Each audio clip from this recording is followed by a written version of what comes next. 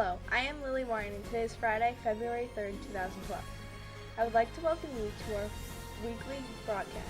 We plan on broadcasting every Friday. If you have an idea for a story, please contact our producers, John Wyan or Ryan Smith. Now we are going to Ursula Barth with a story on Project 351.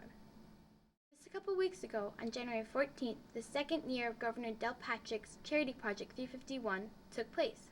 A project in which Governor Delpatrick hopes to give the ambassadors the tools and information to make a difference and gain new skills and leadership. 8th graders from each of the towns and cities in Massachusetts traveled to Boston and participated in different community services. 7 of our 8th graders, including myself, attended this charity project along with Mr. White. Each of these local impact days will give the ambassadors one-on-one coaching with the governor and volunteers. This sort of event won't just be on this one weekend, but will continue on throughout the year, such as Earth Day and on other holidays. The 4 charity buildings were Cradles for Cans, Boston Food Bank, Boys and Girls Club, and Housing Center. In each of these groups, kids sorted clothes, packaged meats, painted murals, and made school packs for kids. Speaking from an ambassador myself, the experience is more than an honor in itself.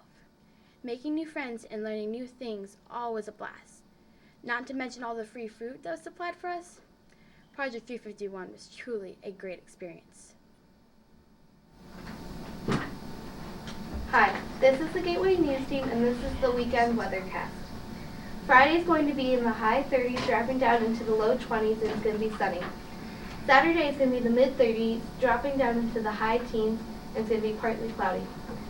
Sunday is going to be in the mid-30s, dropping down into the low 20s, and it's going to be sunny. And Monday is going to be in the high 30s, dropping down into the high 20s, and partly cloudy. Lily Wyan, and if you're planning on skiing or snowboarding this weekend, then here are the conditions for the ski areas in Western Mass. Blandford has 18 trails open out of 30 and 4 out of 5 lifts open. Conditions are loose granular snow. Otis Ridge has 7 trails open and 3 out of 4 lifts open. Conditions are loose granular snow. Butternut has all 22 trails and both terrain parks open. 7 out of 11 lifts are open with conditions of hard packed powder. Catamount has 30 out of 33 trails open and 4 out of 6 lifts going. Conditions are groomed slopes. Jiminy Peak has 36 trails and 5 lifts open. Conditions are packed powder. Berkshire East has 24 trails and 4 lifts open. Conditions are packed powder. Bosque has 16 trails and 4 lifts open. Conditions are groomed powder.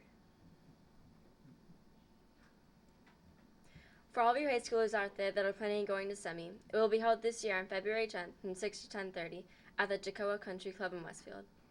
The buffet menu will consist of our garden salad, tortellini alfredo, Italian meatballs, sliced roast beef, baked stuffed chicken breast, garlic smashed potatoes, vegetable medley, garlic breadsticks, dessert, and of course unlimited soda. I'm Allie G, and for the animal lovers out there, we have some sad news. At least 85 dolphins have beached themselves in Showell Inlet off a U.S. nature reserve at Cape Cod on Tuesday. The cause remains a mystery, but 35 are still alive, but tragically, 50 of them didn't make it. The dolphins were beached in the area of Willfleet and Eastham, which is notorious for sandbanks and twisting channels just south of the famous Hook of Cape Cod on the Atlantic coast of Massachusetts. The area is the location of coastal and marine nature preserves, and is famous for its population of endangered North Atlantic whales and other sea life. You all most likely know about the present 2012 presidential candidates. We started with 27 candidates for the Republican, Democrat, Socialist, Independent, and Libertarian parties. It is now narrowed down to 21. Back in 2008, it was down to Republican John McCain and Democrat Barack Obama. In the end, Obama won and became the first African-American president for the United States. Now it's coming to the end of his 4-year term, and will he begin a new one?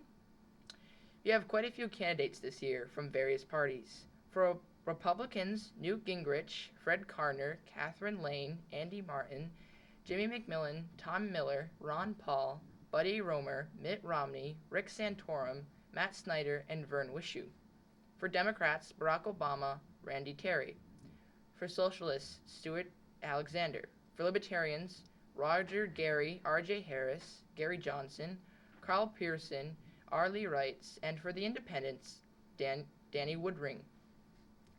The South Carolina primary, which held on January 21st, 2012, revealed Republican Newt Gingrich in the lead with 41.1%, and the second, Republican Mitt Romney with 28.4%. On Tuesday, January 31st, Mitt Romney took the lead in the Florida primary.